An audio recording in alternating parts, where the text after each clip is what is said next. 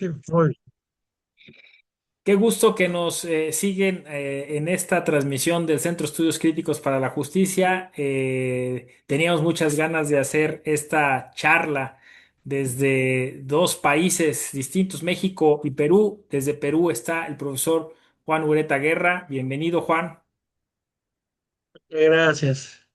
José, realmente para mí es un honor estar contigo y poder compartir esas ideas para remecer el establishment argumentativo, ¿no? Especialmente desde el realismo de la investigación concreta, como tú lo estás planteando, ¿no? Y Sí, tengo muchas ideas afines.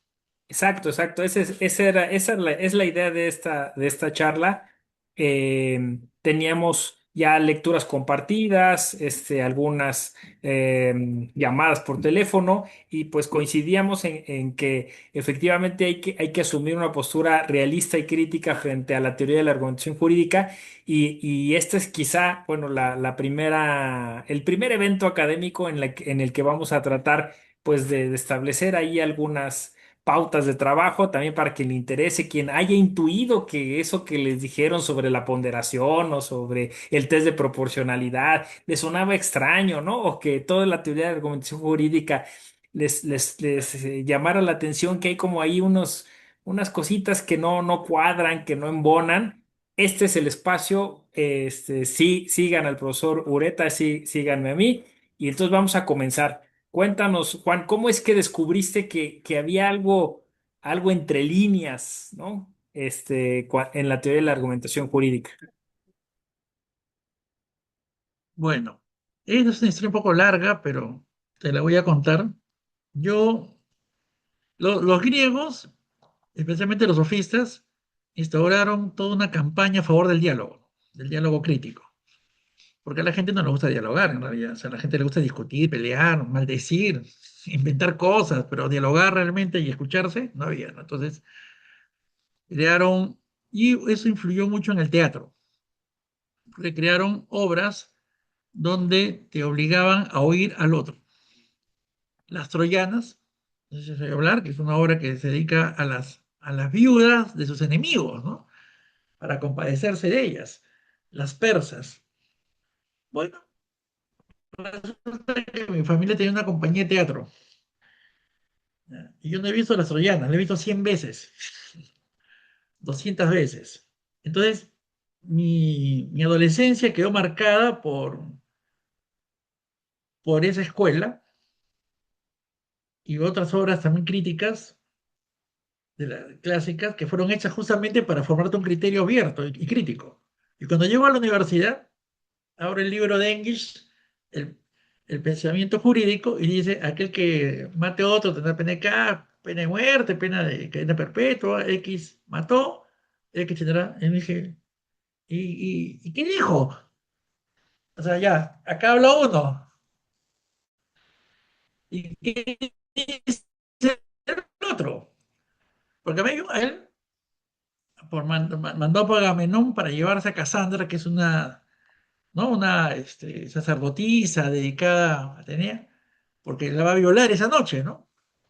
Y le dice, oye, mi rey quiere hacerte tu esposa. Y la deja hablar. Ella comienza a decir, esta noche lo mato, cuando se canse de mí, ¿no? O sea, dice todo lo que quiere. Y el hombre la mira. Total, ya está condenada, ¿no? Y ese papel lo hace mi hermana, Lisureta. Genial. Y entonces me dije, entonces yo siempre me quedé, hay que dejar que hable. Ya, pues le condenó, que hable, pues ¿qué fue lo que me arrepiento, ¿no? Y sí, algo tiene que haber dicho. Ese tema no acaba ahí. Entonces, Dios santo, entonces eh, lo vi como un problema y me dije, la lógica de repente puede arreglarlo. Y estudié mucha lógica, metalógica, ¿no te imaginas?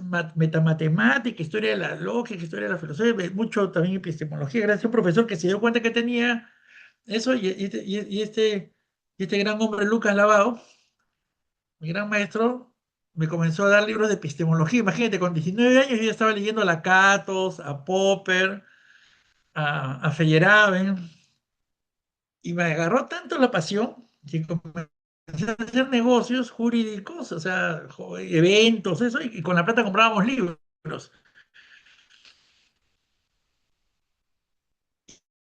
Y en un momento teníamos más libros de epistemología, de lógica, metalógica, matemática. En 2012, lamentablemente tenían poco a poco, y me cargaba, me cargaba, me cargaba, me cargaba, ¿no? Hasta, y por curiosidad, también muchas yo quiero mucho a la Universidad Autónoma de México, porque muy buenas traducciones, por ejemplo, tales de Mileto, ¿no? Los elementos de Euclides, traducidos por la Universidad Autónoma de México, un montón de material sobre la incertidumbre en la física. Bueno, mira, pasemos todo.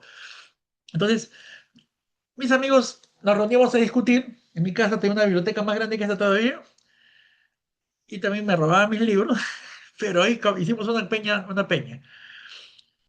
Y llego a la conclusión, gracias a Villet, Michel Villet, ¿no? Michel Villet, ¿no? Que tiene su compendio de Historia de la filosofía. Entonces filosofía. nos vimos locos por el pensamiento realista, porque nos dijimos, bueno, si hay un programa moderno, ¿por qué no exploramos el programa antiguo? Entonces comenzamos a analizar la justicia concreta, distributiva de Cayón, y qué, analizar el tema del caso, y termina en la retórica, ¿no? Y también me encanta la retórica, me doy cuenta que tiene mucho potencial, pero hay un problema, pues tiene 2000 años de antigüedad y la gente no va a repetir ese Cicerón. Miren, en este tiempo en nuestro país pasó una etapa de violencia muy fuerte, o sea, ya no de los años 92, 93, estábamos saliendo de una cosa horrible que era el terrorismo, y en Lima se sintió muy fuerte. O sea, yo, no te imaginas la cantidad de veces que escucho bombas cerca de mi casa, ¿no? Que hasta la onda expansiva te botaba de la cama. No te digo todo, o sea, es enorme lo que ha habido. Entonces, me digo, tiene que haber algo, a ver qué dicen los modernos, que han avanzado. Y me meto a la academia de la magistratura a trabajar para analizar qué era lo que le pasaba, qué era lo que estaban enseñando, ¿no? Y me doy cuenta pues que había muchas deficiencias pues en materia de... O sea, eso no es lógica, pues, o sea, no tiene nada que ver con la lógica ni la idea. Lo que dicen que es sistema, no es sistema, pues es una cosa que se dice para decorar, pero no tiene un verdadero compromiso. Entonces, ya voy viajando por el país, enseñando un poco de cosas por la academia, que todo y ya yo comencé a coleccionar Walton, Tulmin, ¿no? Voy coleccionando esas cosas, explorando. Y un Perelman. profesor me dice, un juez me dice, Juan, está bonito esto, pero no habrá más, un software, y ya comienzo a ahondar más. Y armé un paquete de ítems que creo que a los jueces les va a servir, pero a la vez voy comprendiendo el fenómeno humano, ¿no? Uno va con la vida, va comprendiendo el fenómeno humano, porque aparte también de eso comienzo a litigar, a practicar, pero tanto por el tema económico, pero también a ver qué pasa, ¿no? ¿Qué dice la gente? ¿Cómo se comporta? O sea, ¿qué es lo que realmente ocurre en un juez, en su cabeza? Entonces, y ahí me doy cuenta que la racionalidad, pues tiene que, si uno la tiene también limitada, porque lo bueno de la práctica procesal es que aprendes a perder, ¿no? O sea, aprendes a perder, te la crees toda, vas a ganar, y un juez o un abogado que ni te lo imaginabas, te para de cabeza. Y yo digo, hasta con mis cóleras, sí, pero tiene algo de razón, ¿no? O sea, yo no la vi. Entonces fuimos avanzando y practicando varias herramientas con los mismos magistrados, ¿no? Que les iba enseñando. Mis amigos de uno de los que ha hecho los mapas de argumentos, de Racionales, que lo traje al Perú, hemos podido traducir su libro. Yo me decía, ¿por qué en lengua española? Entonces ahí me hago mi maestría, me voy a España y les pregunto, pues allá en España, le digo, ¿por qué si tienen todas estas herramientas nuevas, ¿no? La lingüística textual de Adam, por ejemplo, que tan bonito que habla la narrativa, ¿no? La pragmática, tan interesante, hasta la lógica informal, qué interesante es explorarla. Digo, no porque te la creas, sino hay que cuestionar pues un poco y te crea alternativas, ¿no? Hasta el marketing es más interesante. Entonces le digo, no, me dice, no nos gusta cambiar. Y ahí me comencé a dar cuenta de dos problemas. Comienzo a analizar ya más la historia de la argumentación, mucho, y ya me doy cuenta que ese quiebre, ese proyecto racionalista europeo que rompe con la tradición, no creó el capitalismo, dicho sea de paso. También se aprovechó de él porque eran potencias colonialistas que estaban deseosas de hacer dinero con el mundo y organizar sus países, controlarlos mucho. eh, y yo creo que es una ideología que se fue formando en el siglo XIX ya para poder controlar a sus ciudadanos, crear una especie de burocracia que iba a poder controlar todo, ¿no? Sin espacio para que el ciudadano decida. Le tienen horror al ciudadano a que piense, a que interprete, no, ni el jurado lo quiere. Entonces, ese pensamiento yo creo que tiene su punto exacerbado con los totalitarismos, ¿no? Sí, no voy a decir porque el nazismo sea exactamente una rama de eso, pero tiene bastante parecido. Entonces me doy cuenta que los profesores nazis, en vez de criticar esos procedimientos autoritarios, los comienzan a justificar de nuevo porque ellos mismos habían cometido el pecado y su salida era yo obedecí. Ese es el gran tema, ¿no? Yo obedecí órdenes. Y pese a que en el juicio de Nuremberg está clarito que eso es lo que se juzga el límite del ser humano para aceptar órdenes descabelladas, ¿no? Al fin y al cabo. ¿Y cómo corregirlo? Siendo juez, siendo médico, siendo funcionario, siendo militar, o sea, ¿cuál es el límite para eso, ¿no? Entonces, ellos desaparecen eso y ahí vienen Radbruch, Engels, que al final tratan de justificarse, ¿no? Uno por omisión y el otro por acción. Cada uno se justifica. Y vuelven a reintroducir el sistema autoritario, pero de una manera tan feroz que no quieren saber nada de lo que pueda significar los errores cometidos en el pasado, porque hay un montón de autores que ya hasta predecían esto. O sea, yo te podría decir, o sea, lo que ocurrió en el siglo XX ya lo predijeron desde el siglo XVIII. Ya estaba predicho. Un montón de pensadores dicen, esto va a restar libertad, esto va a dejar sin protección al ciudadano. Todo lo dicen, lo dice Portalis, lo dice es el Constant, Benjamín Constant, lo tiene Jenny, clarísimo, ¿no? Jenny. Entonces, 1815, imagínate, entonces, y los gringos también, o sea, los anglosajones dicen, no le podemos quitar tantos derechos a nuestros ciudadanos, ¿no? O sea, ellos tienen un grupo de derechos que les va bien con eso, están progresando, ¿por qué lo voy a recortar? ¿No? Entonces, bueno, entonces, más que entonces, al final ya comencé a darme cuenta que era más una ideología que una disciplina, ¿no? O sea, no es ni filosofía, en realidad es una especie de,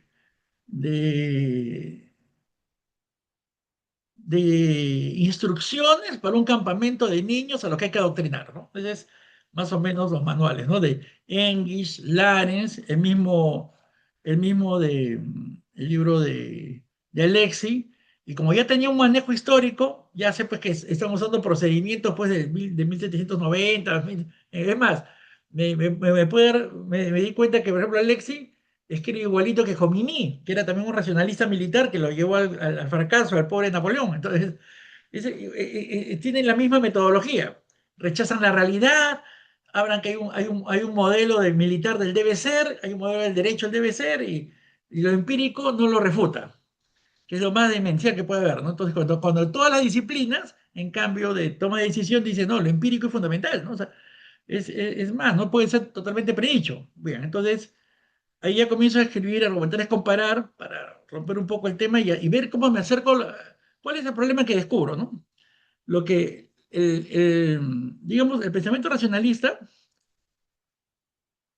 odia el caos, ¿ya? Pero el caos es en el que vivimos, o sea, la incertidumbre es exactamente lo que vivimos, o sea, el gran azar, ¿no? De la vida humana, que es realmente lo que nos hace impredecibles completamente. Entonces, yo me di cuenta que el que esa racionalización, que bien puede decir ya, cualquiera es libre de pensar lo que quiere, ¿no?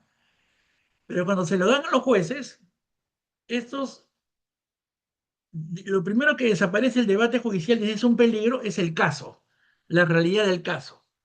Es lo que desaparece. La teoría se come al caso.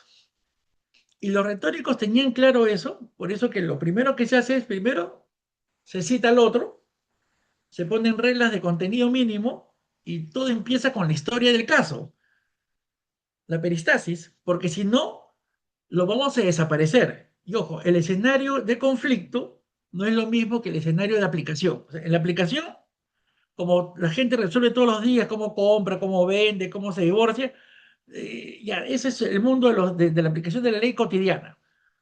Cuando hay un conflicto, ahí las reglas tienen que ser otras y tamizarlas, porque justamente hay duda, ¿no? Duda sobre la interpretación, duda sobre el principio.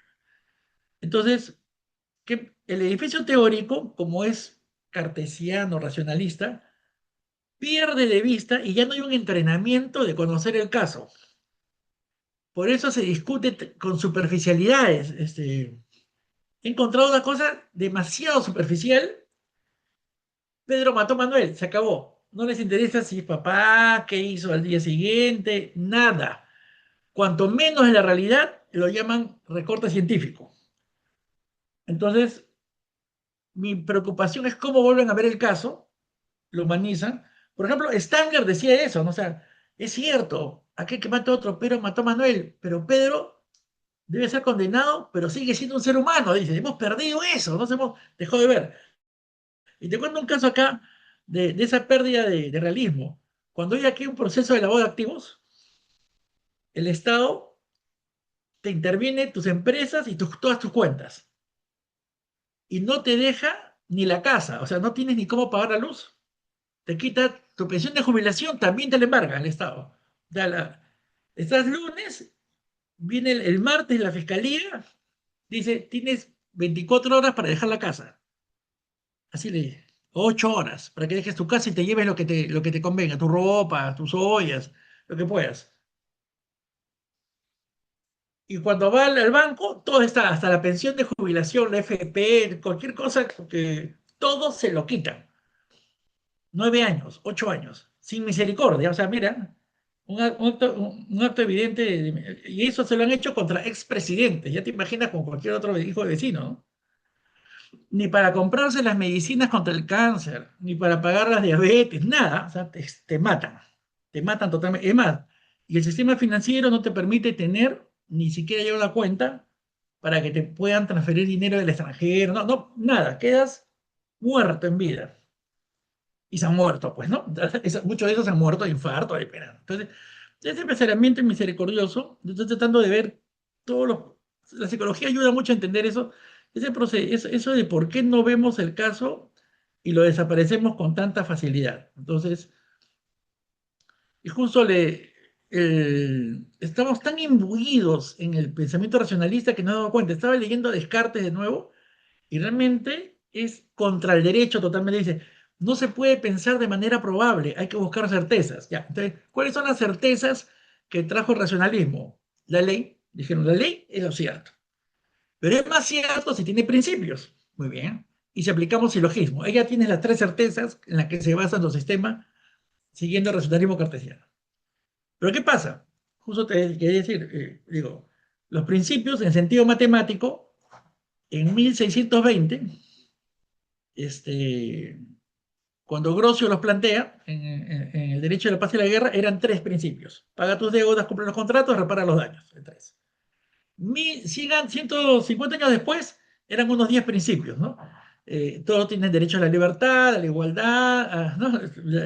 Lo que declara la Revolución Francesa. 1948 son 30 principios en la Carta de las Naciones Unidas. Los principios. Bien, ahora tenemos miles de principios. Principio de derecho laboral, principio de derecho administrativo, principio del derecho civil, principio, todo el mundo, principio del derecho minero, los principios ahora.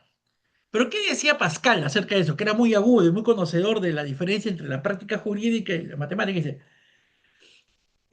entrenamos a lo que él llama los gruesos, los geometras, o sea, que saben ver los principios en abstracto, hablan de principios en abstracto, comparan, crean principios en abstracto, pero no tenemos a los finos, que son los que encuentran los principios, pero en el caso. O sea, hay que buscar, en el caso está la solución. Entonces,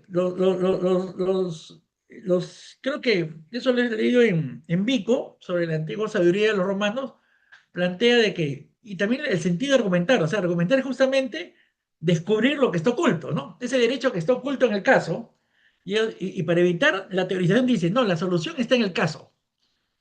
Y si no está en el caso, compara con la ley, compara con los casos, con las máximas, y si no se puede más, negocia, conciliación o equidad, ¿no? Se acabó, no hay más. Ese es el secreto del arte jurídico. No vete de filosofía, ponderación, ese es algo que no, nunca acabaríamos los juicios, ¿no? Entonces, ellos tienen mucha conciencia de la necesidad de una solución correcta y aprender a encontrar que en los casos, ahí dice Pascal, hay una multiplicidad de principios. Entonces, dice, el fino no se marea con esa complejidad, ¿no? Y hoy día, ¿cómo se llama eso? Resiliencia, ¿no? Lo que Pascal dice, eso es resiliencia. Entonces, pero para eso hay que quitarse de las etiquetas, como dice Vico, o sea, todos ponemos etiquetas, o sea, nuestros sesgos, ¿no? Hay que quitarnos esos sesgos o prejuicios para poder ver el caso bien. Ahí viene la empatía, que es el único ejercicio que te permite sacudirte eso. Entonces, nuestro derecho entrena a los gruesos, a formar gruesos, teóricos, pero hemos perdido el entrenamiento de los finos, ¿no?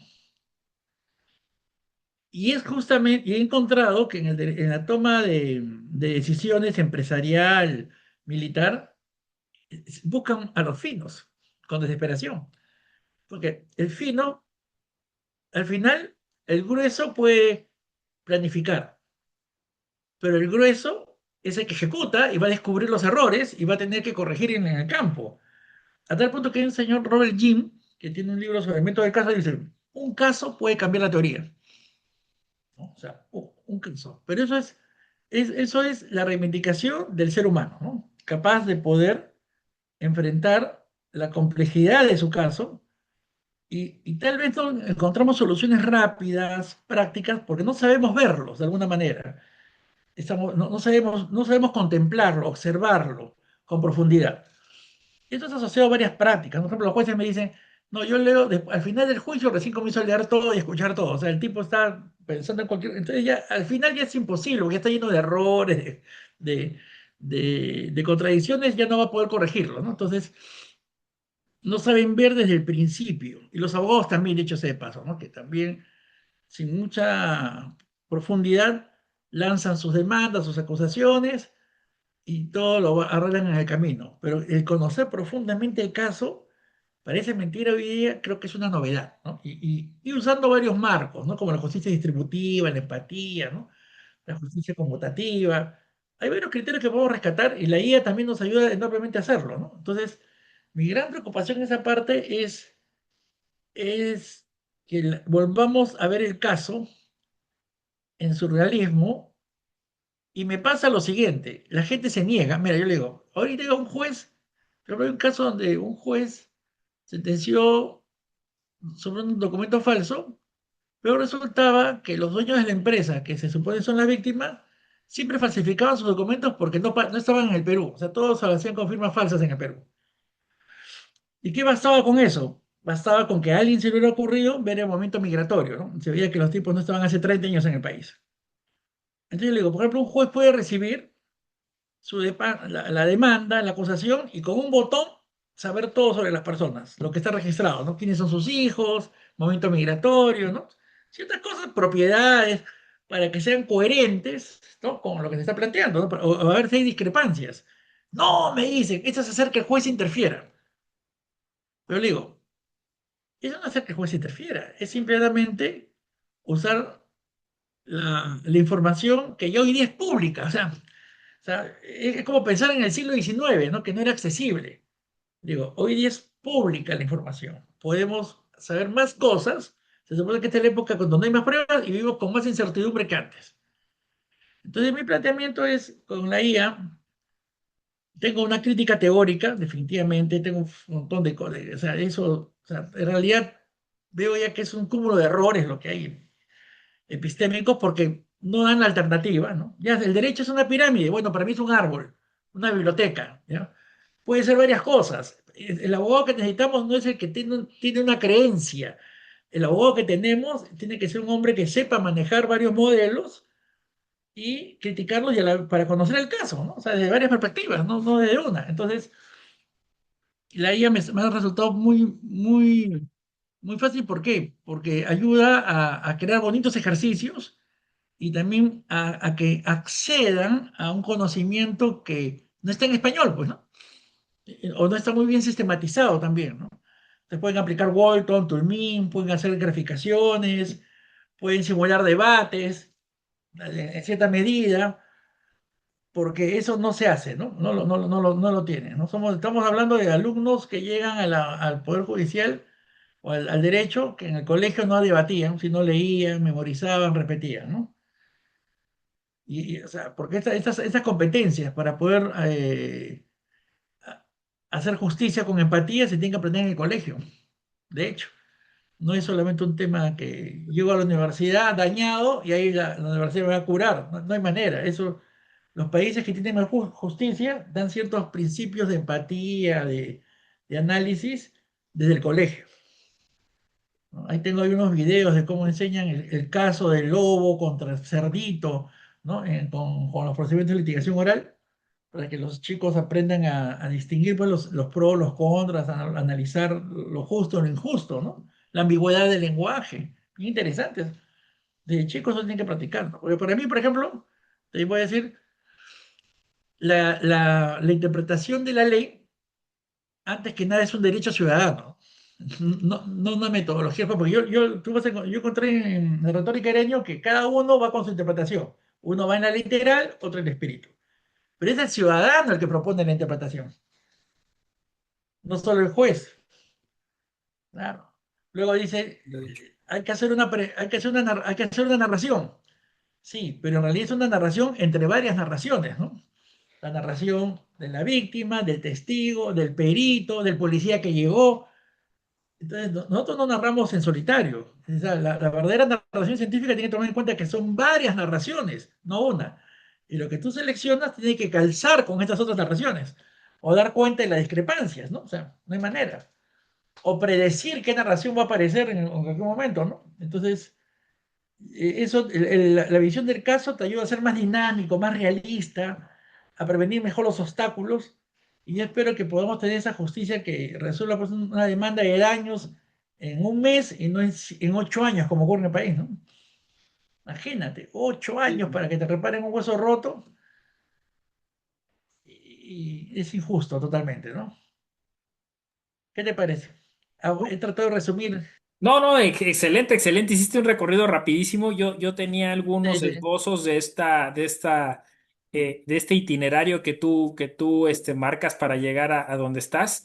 Y hay un montón de cosas que aquí iremos desbrozando. No va a dar tiempo hoy, porque obviamente pues, son un montón de cuestiones importantes. Me quedo con algunos puntos, nada más quiero como destacarlos, para que de ahí nos sirvan como una ruta, ¿no? Para una especie de taller, seminario, curso, no sé, a ver qué hagamos. Pero primero, pues lo dices muy bien, se trata de una ideología que curiosamente se vende como como dijiste tú, un sistema, un proceso, como algo racional, ¿no? Y por tanto, algo, pues, acabado, estandarizado, ¿no? Ese es el racionalismo, ¿no? Y entonces no quieren aceptar justo que detrás de esto, pues hay cuando citas a los griegos, obviamente uno se remonta, ahora que está de moda la Odisea, con esas incursiones del dios Hermes, por ejemplo, ¿no? Donde claramente también otras deidades dicen, el lenguaje sirve para varias cosas, pero entre ellas para engañar, ¿no? Entonces, pensar que porque el lenguaje se estandariza o se mete en un formato o cumple con unos tiempos o unos plazos, ya es infalible y no se va a equivocar, creo que ese es el gran error, ¿no? Entonces, Claro, digamos, mi crítica ha ido por otros derroteros. Yo empecé a capacitar jueces hace 20 años y noté esto, que el juez está ávido de una tecnología que le permita excusarse de explicar sus sesgos, de explicar pues incluso sus emociones o sus sentimientos y decir, yo solo apliqué esta tecnología, llámese el silogismo, llámese el test de proporcionalidad, llámese lo que sea. Me preocupa que quizá también quiera escudarse a través del algoritmo. Por eso hay que anticiparnos y llegar antes, para decir, yo no lo resolvió un algoritmo, ¿no? Y lo resolvió en estos términos. Entonces, justo para evitar que eso pase, pues hay que hacer este recorrido. Así que yo detecté que además de ideología, es un marketing muy fuerte que justo tienen Oh, ciertas escuelas europeas en América Latina que te dicen, paradójicamente, te enseño a argumentar y cuando tú empiezas a argumentar en tus términos, desde tu contexto, desde tu situación, dicen, no, eso ya no es argumentación, ¿no? Son tus emociones, es tu latinoamericaneidad que te hace generar un discurso poético, metafísico, ¿no? ¿Y qué es lo racional? Citarnos a nosotros, vendernos a nosotros, llevarnos a nosotros, ¿no?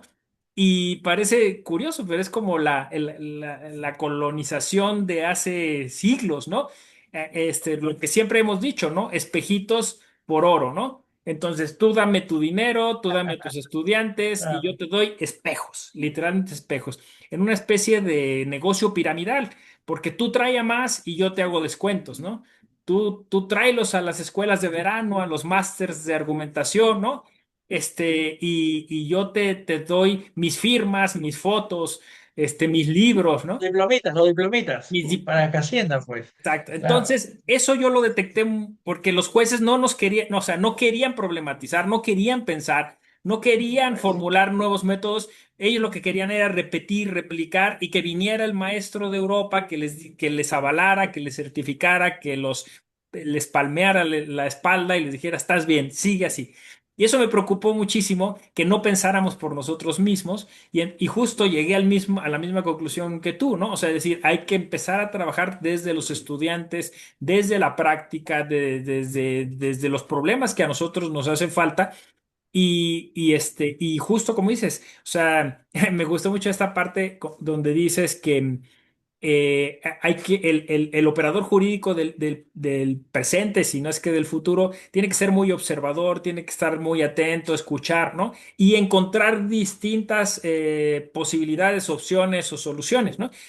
Incluso la palabra derecho, esta idea de que solo hay una única respuesta posible, ¿no? Esta de la lógica formal, de la analítica, ya no funciona, ¿no? Hoy somos multiversales, necesitamos hacer litigio estratégico, ampliar las opciones, ¿no? Entonces, yo creo que, por ejemplo, de la deducción a la inducción hay que sumar la abducción, ¿no? O sea, hay que ser abductivos ahora, ¿no? Hay que ser... La comparación y el pensamiento crítico. exacto. Entonces, ya la argumentación jurídica, me parece, la que nos enseñaron por 20, 30 años, no está funcionando, incluso como dices tú, resulta peligrosa porque lleva al operador jurídico a esconderse detrás de estas fórmulas y no asumir la responsabilidad hermenéutica.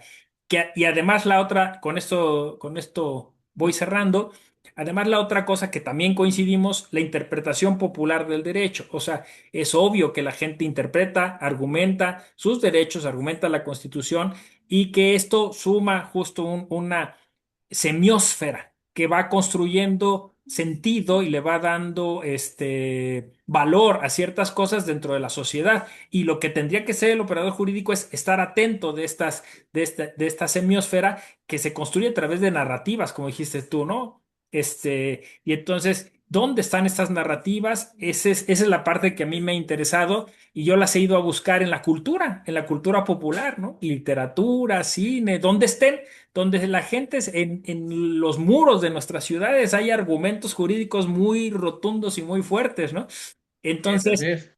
ahí estamos tratando de construir algo sensato para nuestros tiempos, una argumentación jurídica acorde a las necesidades sociales de nuestros países y de nuestros sistemas. Exacto, Eh, exacto, exacto. Amigo, no va a dar mucho tiempo porque justo es la plataforma esta de Zoom que no tengo yo todavía la licencia, pero, Ah, yo te hubiera pasado la pero mía, pero se puede volver a reabrir. Te quiero decir lo siguiente. sí, Mira, en los últimos O sea, en los años 60 podían haber tenido la ilusión de que la lógica matemática y la formalización iban a consolidar todo, ¿ya?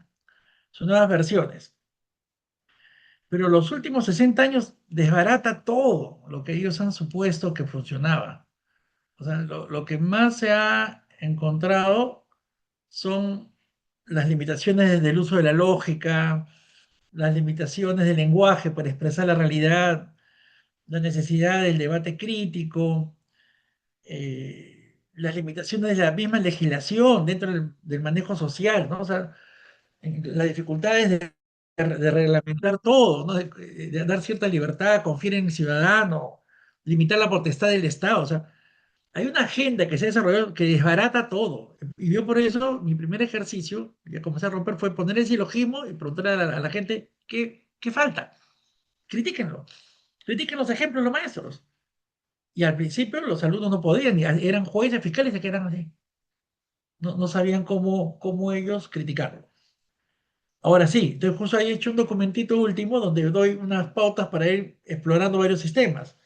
Entonces, yo, coordinemos, José, para poder intercambiar materiales y armar un paquete de capacitación latinoamericano. Hay una doctora en Colombia, la doctora Uchalde, que es una gran amiga, que también está muy interesada. Hay otros amigos también de República Dominicana, de Ecuador, acá también del Perú. Y llegamos a un plan de enseñanza nuevo, porque yo sí soy muy meticuloso, he analizado todos los ejemplos, todos, en esa parte, ahí aprovecho que tengo una memoria matemática, una memoria fotográfica. Ah, este ejemplo es de este libro, salió, o sea, no hay forma que hayas pasado. Entonces, porque me interesa tu enfoque, porque también el derecho está en el lenguaje cotidiano, no en la cultura. Ahí está, pues, es la expresión correcta. No tiene por qué distanciarse de eso. En cambio, cuando se distancia y quiere parecer libro de física, es cuando comete más abusos, Pues ¿no? Porque sería algo hagamos, extraño. hagamos eso y yo creo que la gente que escuche este video se quedará como muy atenta, con mucho interés. Estén entonces pendientes de estas ofertas que nos hace el profesor Ureta. Vamos a integrar un corpus de documentos, de videos y vamos a plantear un taller, un curso para el público latinoamericano. Pues gracias, Juan, que te prestaste a esta charla Claro, y entonces yo encantado, estén encantado. pendientes. Muchas gracias por seguirnos. Gracias.